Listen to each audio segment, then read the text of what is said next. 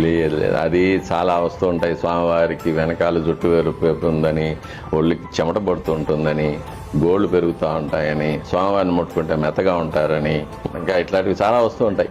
కానీ ఎంత ఒక మూర్ఖమైన నమ్మకాలు ఇట్లాంటివి అంటే, ఇప్పుడు వెంట్రుకలు చెమట పట్టడము, మెత్తగా ఉండడము, గోళ్ళు పెరగడం, ఇవన్నీ కూడా మానవ దేహానికి ఉన్న లక్షణాలు.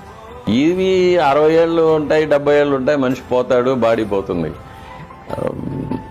శాశ్వతం కాదు ఇవన్నీ కూడా. Human characters, perishable characters. ఈ పెరిషబుల్ క్యారెక్టర్స్ని తీసుకెళ్ళి ఒక శాశ్వతమైన, ఒక దివ్యమైన భగవంతుడికి ఆపాదించడం అనేది తెలివి తక్కువతనం. అది అంటే అది మూఢభక్తి అంటారు. అది అది ఎందుకంటే స్వామివారిని 99